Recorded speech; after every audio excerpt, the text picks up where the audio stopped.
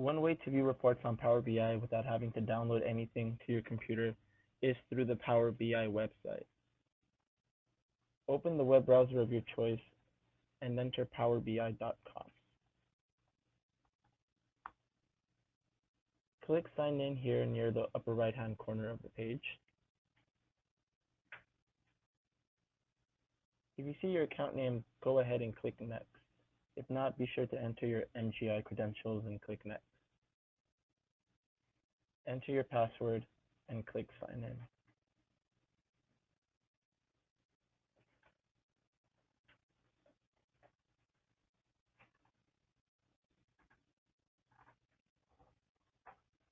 Once you are logged in, click this Apps tab here to view the content you have access to. Here, the apps you have been granted access to will appear. We are going to open the MGI Sales Analysis Reports app and check out how to navigate through Power BI and take advantage of some of the great features it has.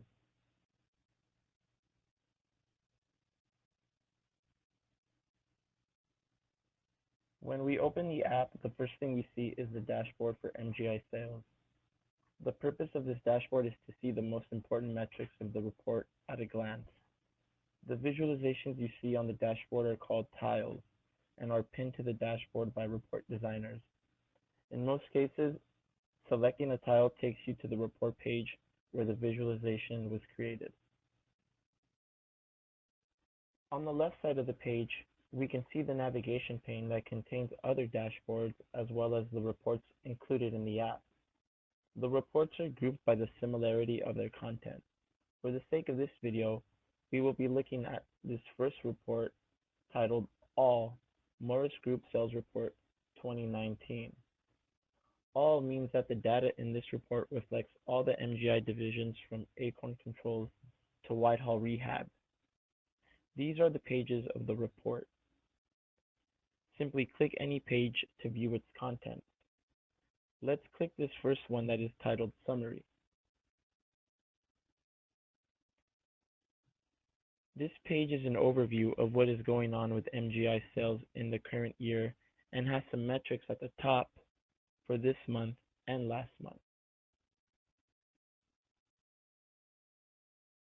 You might see this YTD a lot when going through the pages of sales reports. This stands for year to date, which is a period starting from the beginning of the current year, January 1st, and continuing up to the present day. It is a good way to compare sales performance of past years to the current year and can be useful for analyzing and detecting any new trends. To learn more about year-to-date sales, let's go to the sales overview page.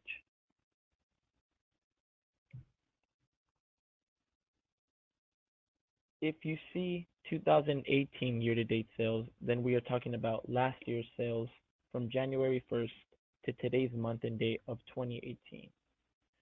2018 total sales refers to the total overall sales from 2018 from January 1st to December 31st. The YTD sales and total sales of the current year will always be the same. If you see this green toggle button on a page in this report, you can click it to switch between year-to-date sales and total sales.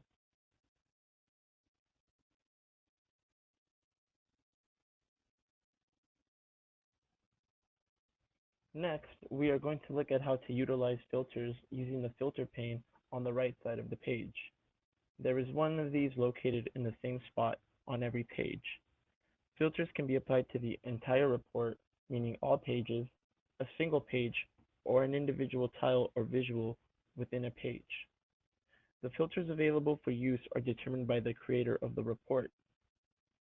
You can filter this report by channel, sales group type, sales organization, sold to account, month, or year.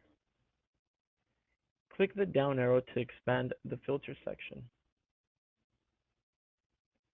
You can apply multiple filters at once. The filter or filters will remain active until you clear or uncheck the applied filters.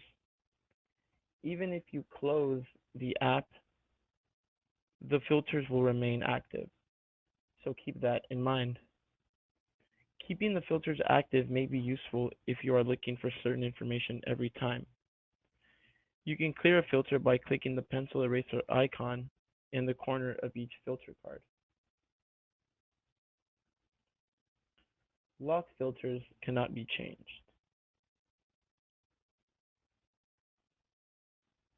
These are filters that can be applied just by checking the field box. Additionally, you might run into some visual level filters, which can be viewed by simply clicking on a visual that allow you to enter a range of values. These are available with numerical fields such as quantity and currency. Here, on the total sales docs entered tile, we are going to filter this visual to show customer service reps who have entered less than 10,000 sales docs.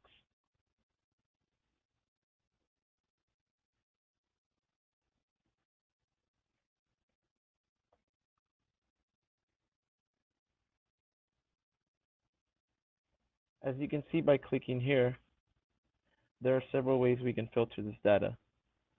By clicking Apply Filter, you can see how the tile shows customer service reps with a sales document count less than 10,000.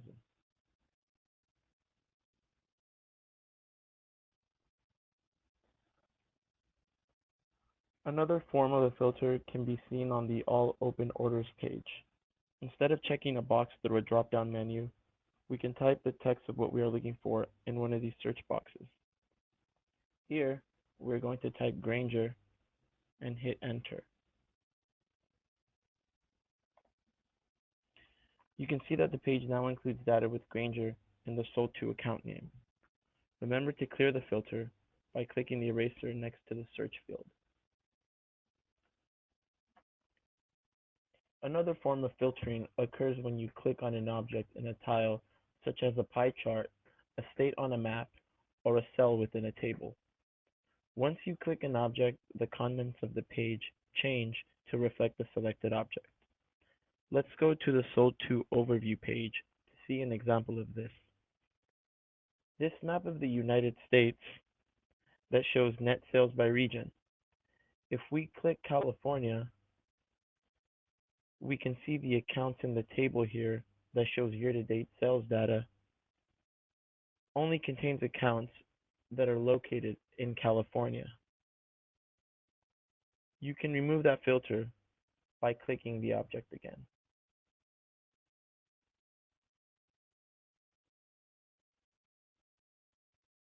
We can utilize the Sort by Column feature to rearrange data in tables by clicking the column name within a tile. Date fields can be sorted in chronological order. Text fields can be sorted alphabetically. Numerical fields can be sorted in ascending or descending order. The sorting feature is generally used in tiles that are tables. In the Expedited Orders page, you can see that the data is sorted by the date created column. However, if you wanted to sort the data by open quantity, you would simply click the open quantity column name. Now the orders are sorted by highest open quantity to the least open quantity. Clicking the column name again would reverse the order to show orders with least open quantity first.